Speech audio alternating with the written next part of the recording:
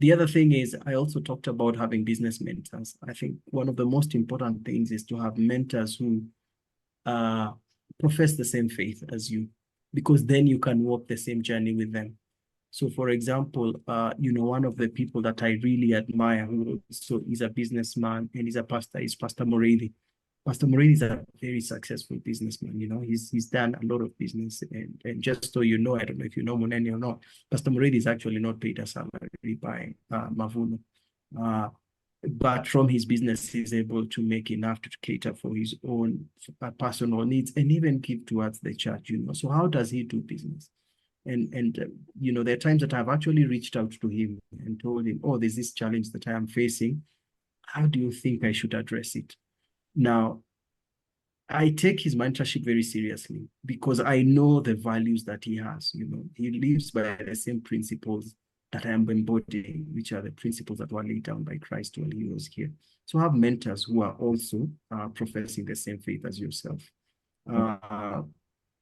And then the third thing is, I think even as you're having mentors, you also need to mentor others. So that's one of the things that we forget. We think that we should only receive, but we should not pass on. But I have come to learn that as you're passing on, then you learn even more. It's like teaching. If you learn something and you teach whatever you have learned to something else, then that lesson sticks in your head much more than if you didn't pass it on.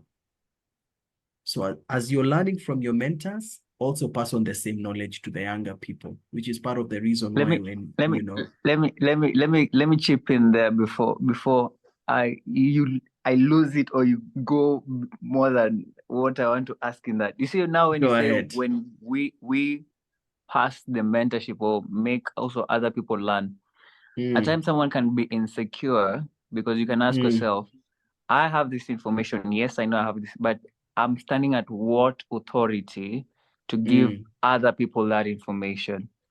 So I'm usually asking myself because it's good to tell, it's good to show rather than tell.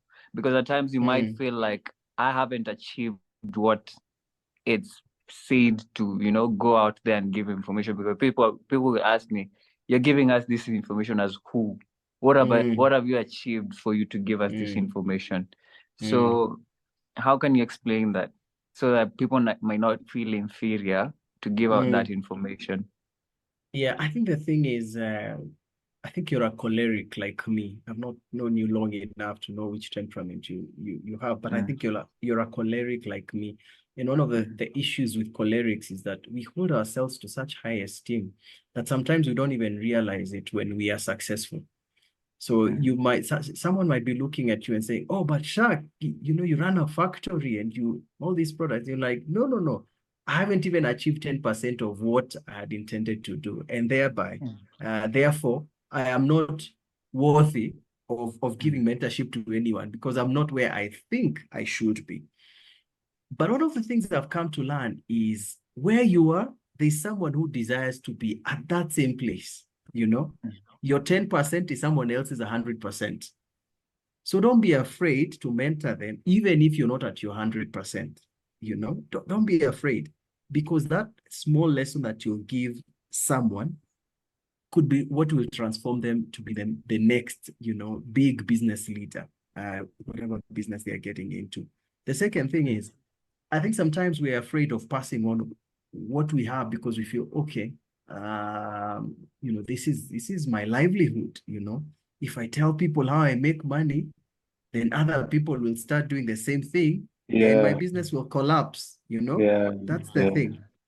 I think we shouldn't be afraid of that, because one of the things that I believe is that you're blessed to be a blessing.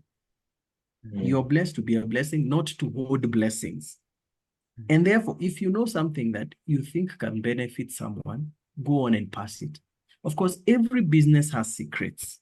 Every business has secrets. There are things that only your business will know how they can do, but these are general model that you can pass on.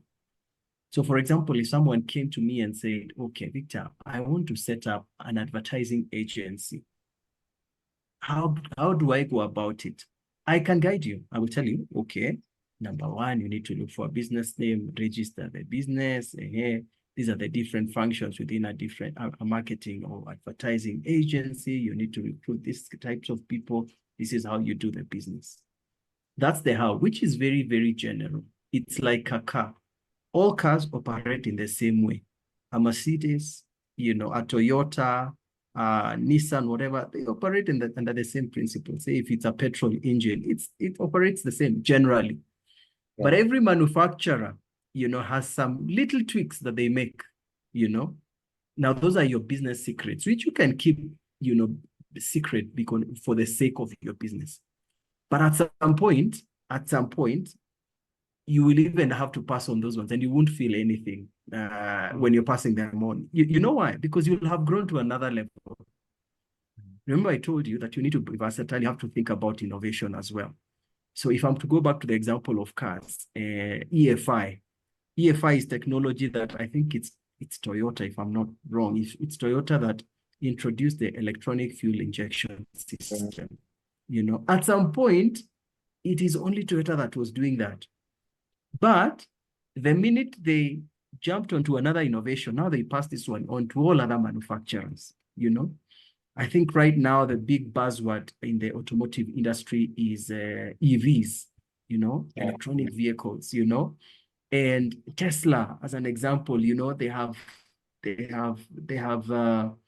information that they can't pass on to anyone, but they're working on the next big thing. And believe me, by the time they get onto that next big, they will pass on this other one. So don't ever be afraid.